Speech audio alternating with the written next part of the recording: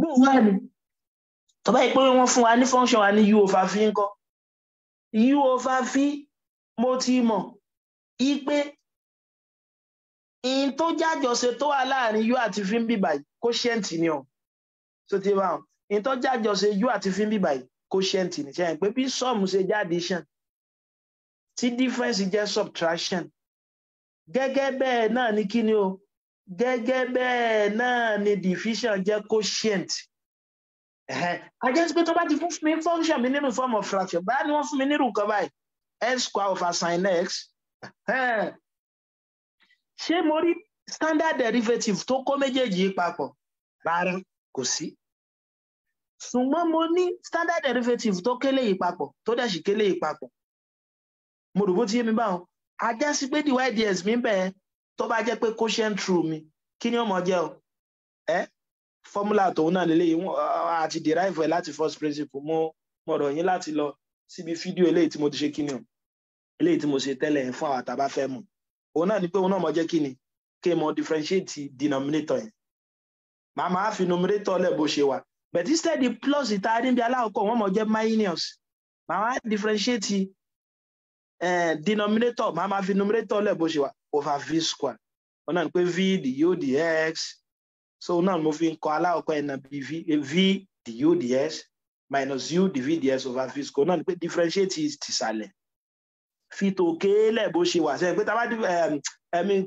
fi tìsàlẹ̀ lẹ̀ bó ṣe wà differentiate tòkè minus fi tòkè lẹ̀ bó ṣe wà u differentiate tìsàlẹ̀ over v squared lóhun ní formula wa ọ̀yà kápẹ́ máa fẹ́ lo eléyìí nǹkan ẹ̀ẹ̀kọ́ bìíra yín àkọ́kọ́ náà sì mo lè lo product of eléyìí lè lo product torí function mi quotient lọ́wọ́ ajá sí pé quotient ni màá máa lò so tí ẹ bá màá máa fi numerator mi màá fi ṣe u màá fi denominator mi màá fi ṣe v so tí ẹ á wá differentiate ẹ eléyìí ọmọ jẹ́ ń gbọ́ pé dependent variable mi jẹ́ u ọmọ jẹ́ du dx kí ni derivative x square yóò jẹ́ 2x kí ni dv dx yóò mọ̀ jẹ́ cos x so tí a máa kọ formula mi kí ni dy ds mi ń gbọ́ pé quotient rule tẹ́ bá ti ní function ní in form of fraction mo ní ẹ mọ̀ ọkọ̀ tìsàlẹ̀ ẹ mọ̀ differentiate tòkè minus ẹ mọ̀ ọkọ̀ tòkè ẹ mọ̀ differentiate tìsàlẹ̀ over v squared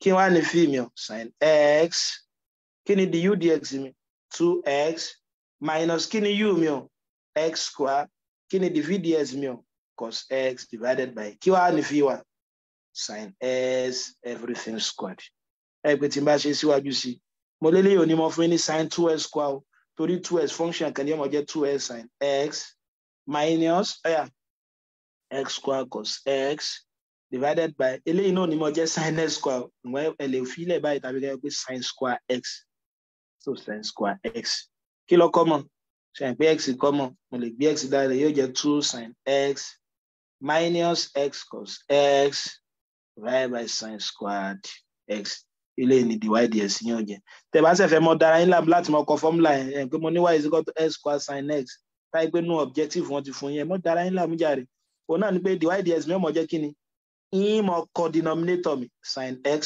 máa máa differentiate ìtòkè 2x minus ìmọ̀ kọ numerator mi x square máa máa differentiate denominator cos s over denominator squared so tí ẹ kìí tẹ́wá ṣe ṣe wà òun náà mọ̀ jẹ́ 2x sin x minus x square cos x over sin square s ẹ dákun sójú ẹ bá ẹ rí i pé lẹ́ẹ̀kan mo á ní y mi tó bá jẹ́ tan s ẹ pé tí y mi bá jẹ́ tan s kí n derivative rẹ̀ dy dx mi sec square x ni o bó ló ṣe jẹ́ sec square x ẹ jẹ́ ká prove ẹ̀ a ti mọ̀ pé nínú trigonometry mi ṣe pé nínú àwọn trigonometric ratio ta ní mẹ́fà níwọ̀n a ní kó sókàtúà sin sókàtúà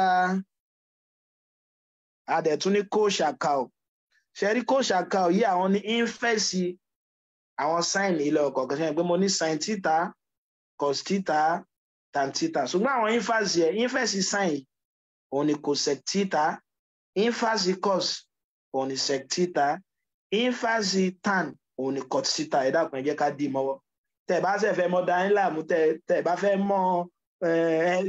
mọ̀ ha sórí Sẹ́rí cosec theta ẹ kàn mọ̀ pé mo ní cosec theta cosecant, mo dẹ̀ ní secant, mo dẹ̀ ní cotangent, sorry.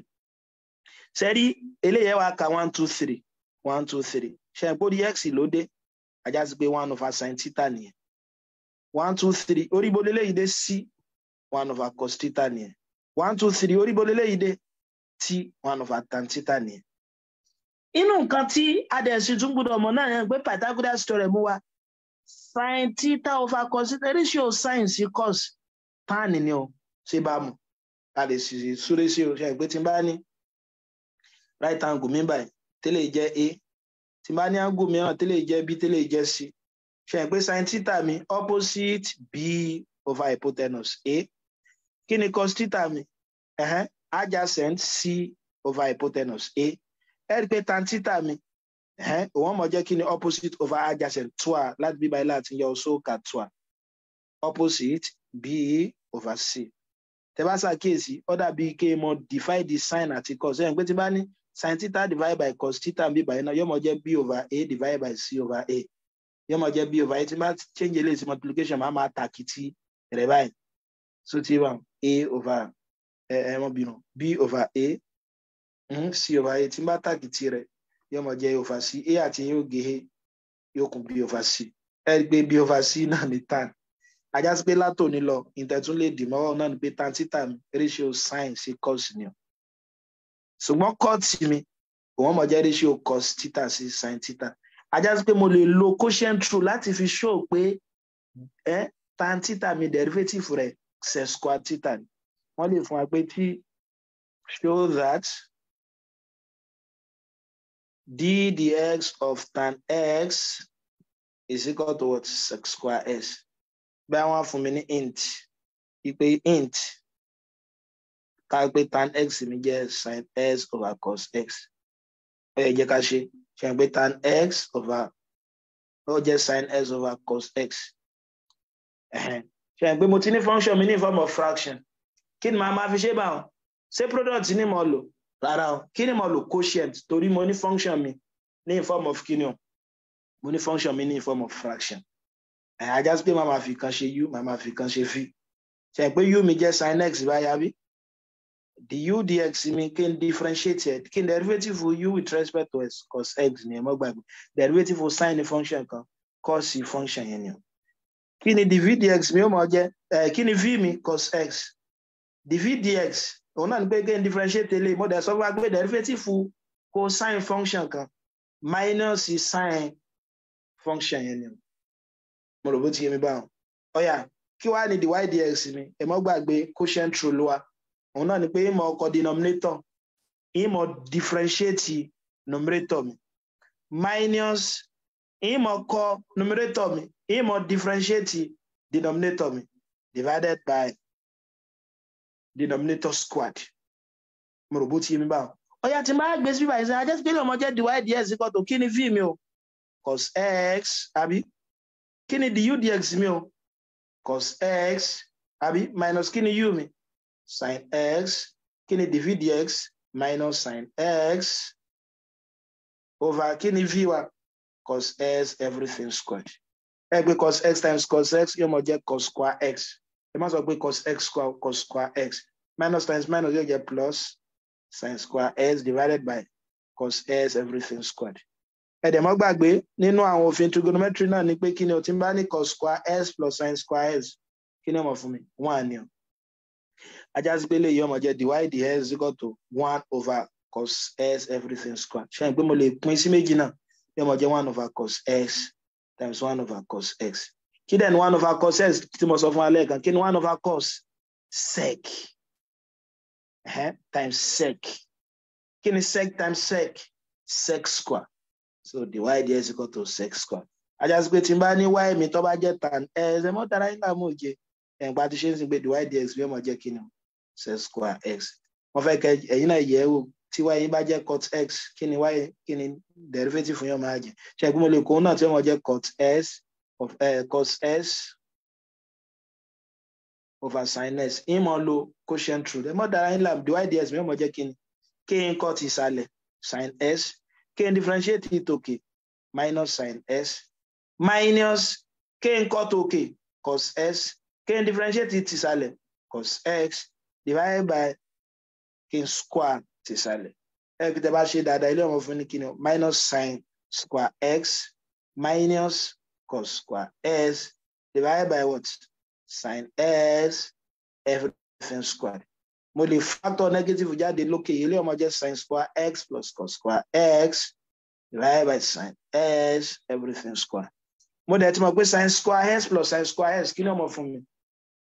Yóò mọ̀ jẹ́ 1. Ajá sí pé ilé ọmọ jẹ́ minus 1 over sin s everything squared. Yóò máa jẹ́ kí ni minus 1. Mo lè split here. Yóò máa jẹ́ 1 over sin s 1 over sin s. Kí dẹ̀ ni 1 over sin s nínú tí mo sọ fún wa lókè? Cosec. Yóò máa jẹ́ minus cosec x times 1 over cosec x. So ti yé bá. So ilé ọmọ half minute minus ẹ má bínú.